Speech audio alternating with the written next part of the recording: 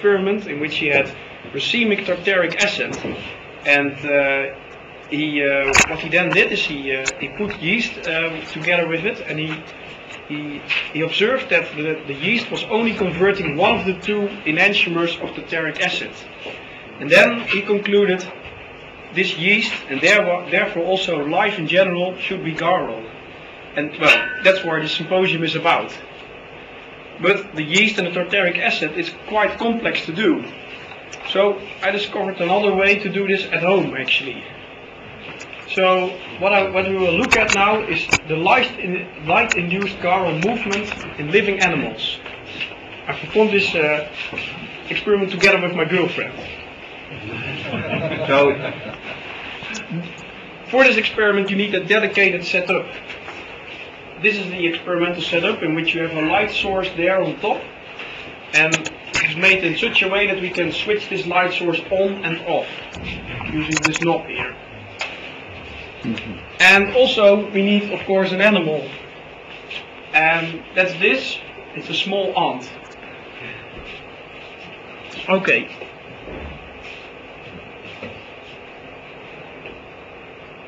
And now let's look. Double click. Okay. What is going to happen when you in this experimental setup? Here, I'll run the movie. It'll take a second to start, probably. Okay, yeah. Okay, you enlarge it? Yeah, I will. So here we see the ant. Started? Yeah.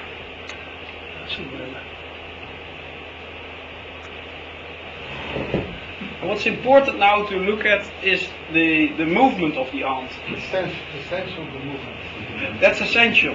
What you see here is that it's moving clockwise. And this is a garl movement, because and the funny thing, it's not doing this only for the 20 seconds that you see this movie now. It did this for 3 hours. Because I discovered it while I was watching television. Okay. Okay, but now let's look, where does this garl movement from? And therefore you need this dedicated experimental setup. So we can check that, where the movement is coming from. Yeah.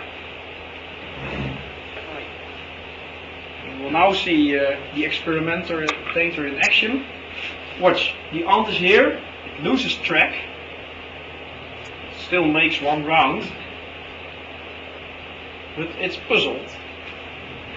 And then, finally, it leaves the experimental setup completely, even. Yeah, it's somewhere over here. You can see it on the last. Yeah. There it is. Did you see it? I saw it quickly. Yeah. Okay. Luckily enough, our experimental setup is designed in such a way that we can get our object of study back in the experimental setup. So you can see that now. Point to the bottom right there. You see it? There you see it. There's the ant. It enters the experimental setup. And look, it starts again with its garl movement. And especially notice it is in the same direction as in the beginning. Yeah? So it now smoothly starts, and it will do this forever. So what we did then is, can I go back to the PowerPoint presentation? So what we did is we repeated this experiment 20 times.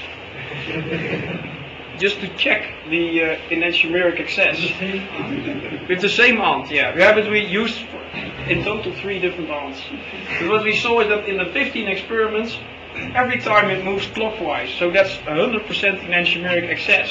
So in this way, I proved that the ant is garl.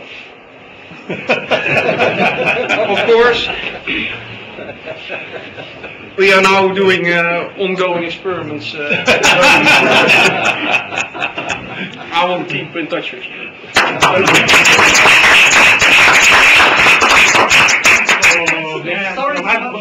Sorry to upset your thesis, but that's not through chirality. False Had you chirality. come to my lecture too seriously, it's in a plane, and the fact that there's a gravitational field, that's not got the right symmetry.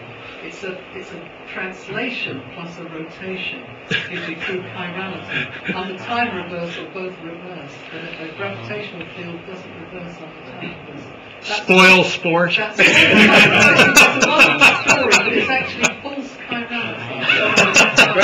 Find non-invariant But they said that cat has a vertical path, it's another component. And the other goes away, and then it is kind of component. But why is that? I mean, the gravity of course is time even. Yeah, So is your end. The angular velocity of the end. no, that's time on. Under time reversal, I can see the heaviness in it, or not. I mean, I have the light source in my thumb, and on time reversal, But the